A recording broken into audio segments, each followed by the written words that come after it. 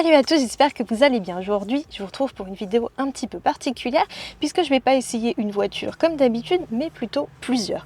En fait, c'est simple, je vais me rendre sur le circuit Jean-Pierre Beltoise qui se situe à Trappes pour participer à la Toyota Experience. Alors forcément, vous allez demander de quoi il s'agit. Il faut savoir que Toyota a lancé un programme de coaching donc qui est destiné aux clients professionnels qui optent pour des véhicules en finition business, mais également pour les clients qui achètent un modèle hybride rechargeable ou électrique. Et en fait, le concept est simple. Vous avez un formateur de Toyota donc qui vous accueille soit sur circuit, soit qui vient à votre domicile ou sur votre lieu de travail ou sur le lieu de votre choix. Et en fait, pendant 1h30, il va vous apprendre les rudiments de l'éco-conduite en fonction de la motorisation que vous avez, donc électrique, hybride rechargeable et même hydrogène, pourquoi pas, qui va vous apprendre quelques petites astuces pour optimiser votre consommation. Il y a également un deuxième volet axé sur la sécurité et on va avoir par exemple des tests d'évitement, mais également de freinage d'urgence et également un exercice vachement sympa que je vais vous montrer qui consiste en fait à rouler avec le train avant avec une faible adhérence comme on peut retrouver par exemple sur la neige. Ne vous inquiétez pas, tout ça c'est un peu abstrait, mais je vais vous emmener avec moi dans la voiture pour vous montrer ce que ça donne et on va voir ensemble de l'intérieur ce que ça donne. 1h30 de coaching avec Toyota, vous allez voir un petit peu comment je me débrouille et je vais vous donner quelques petites astuces pour améliorer aussi votre consommation au quotidien, peu importe votre motorisation. On commence tout d'abord avec l'un des exercices les plus amusants de la journée. Le but, reproduire des conditions de faible adhérence sur la neige et le verglas pour apprendre à mieux maîtriser la voiture dans ces conditions. On va braquer à gauche comme si de rien n'était. Voilà, tranquillement. Et là, on accélère. Vous voyez, on sent que le véhicule là, puis s'écarte. On aurait même pu accélérer un peu plus fort. Mais bon, après, je veux pas non plus trop. Ici, donc, le formateur nous fait accélérer en braquant à fond dans le but de faire déraper le train avant. Une situation très courante en hiver et pas seulement en montagne. On accélère. Ah, ça tourne pas, c'est du mal. Vous voyez cette grosse vibration là, c'est typique d'un véhicule qui glisse de l'avant. Voilà. Ok. Et surtout qui peut être très dangereuse si on ne sait pas comment réagir. C'est donc tout l'intérêt de cette formation. Puis le formateur nous confronte à une situation très courante, une forte accélération sur un sol mouillé ou verglacé, par exemple en sortie de péage. Et voilà ce que ça donne. On a payé le péage, allez on met full gaz. Allez c'est parti Marie. Ah, et on freine un petit peu. Voilà. Juste pour confirmer, on va rester roue droite. Et on accélère jusqu'à ce que le train aille à gauche. Et on accélère. Ah, et on freine. Voilà, donc on voit que à partir du moment où il y a du glissement, il y a de la pente, la voiture va du côté où ça penche. Mais on sait évidemment que la route est aussi dangereuse par temps sec. Et pour ça, rien de tel qu'un test de freinage d'urgence pour en avoir la preuve. Sur les gaz, voilà, parfait, encore un petit peu, impeccable.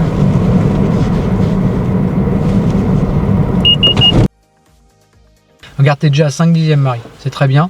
6 mètres. Ok. On t'était pas tout à fait à 50, à 47. 9 mètres de freinage. Tu vois que si tu étais à 50, je vous ai pas menti, ça reste 10 mètres. Tu vois, si on réétalonne tout. Et on est sur 15 mètres de distance d'arrêt. La voiture est équipée d'un dispositif qui analyse le temps de réaction et la distance de freinage et qui affiche le tout sous la forme d'un graphique. Une manière de prendre conscience qu'un freinage d'urgence, c'est jamais immédiat. Pour mémoire, il faut 25 mètres pour s'arrêter en roulant à une vitesse de 50 km/h et ce, dans des conditions de conduite optimales, ce qui est évidemment rarement le cas dans la vie normale. La formation comprend également un test d'évitement à diverses vitesses. Et là encore, on se rend réellement compte que c'est pas si évident. Parfait. Allez, tu regardes bien loin, un bon coup de volant, allez, gauche et frein, parfait.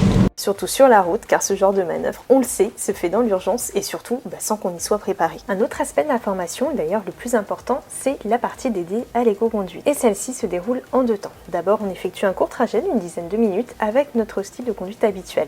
Le formateur branche son ordinateur sur la prise OBD de la voiture afin d'analyser les données comme la consommation ou encore le temps passé à freiner entre autres. Puis, on repart sur le même itinéraire, cette fois-ci avec les conseils du coach. Le but, apprendre les bons gestes pour réduire sa consommation et ce, quelle que soit la motorisation. Pour cet essai, j'ai choisi de prendre le volant du Toyota BZ4X électrique. Le premier trajet, vous roulez naturellement.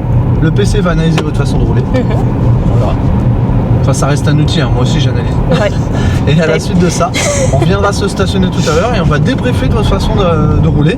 Et moi, je vous expliquerai toutes les fonctionnalités pour consommer moins. Et à la fin, on fera le deuxième trajet. Ce sera le même, comme ça on pourra superposer les plans à la fin pour débriefer. Et moi, je vous donnerai des tips pendant le roulage pour essayer de baisser les consommations. few moments later. Donc on a fait un trajet de 7 km/2, on a fait ça en 12 minutes 5. Durée de freinage, vous avez freiné 1 minute 40, ça représente un freinage de un peu moins de 700 mètres. On a roulé à 71 km/h en maxi, on a fait du 36 km/h de moyenne. Ce qui m'intéresse beaucoup, c'est la consommation kilowatts. 15,6. Moi, je vais tenter forcément de vous faire revenir avec moins de conso. J'aimerais bien qu'on tape un 12. Ok. 11. Ouais. 11 c'est dur. On y croit. J'y 12, crois. Ça fait. 12, ça pourrait être bien, c'est jouable. Je vois votre conduite, je sais ce qu'on va, où on va gagner. S'il n'y a personne. Ah, c'est de l'anticipation ça. Hein. Ouais. Voilà, nickel.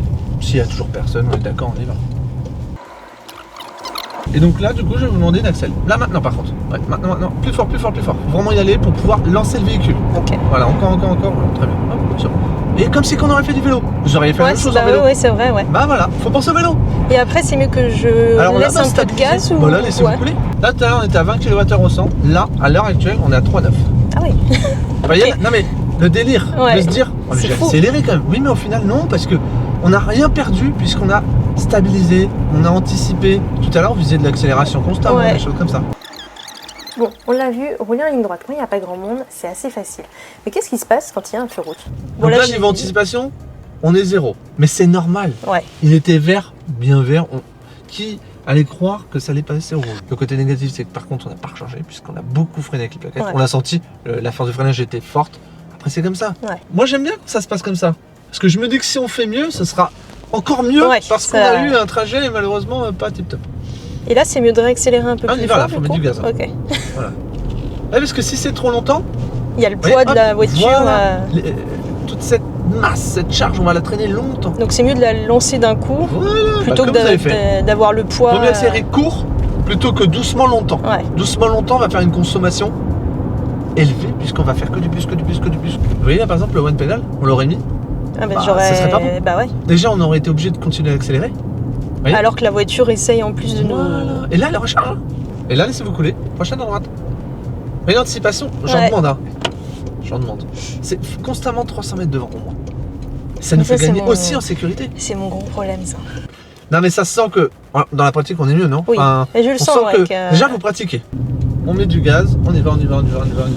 Encore. Faut y aller. Hein. C'est juste un petit coup à prendre pour avoir des automatismes.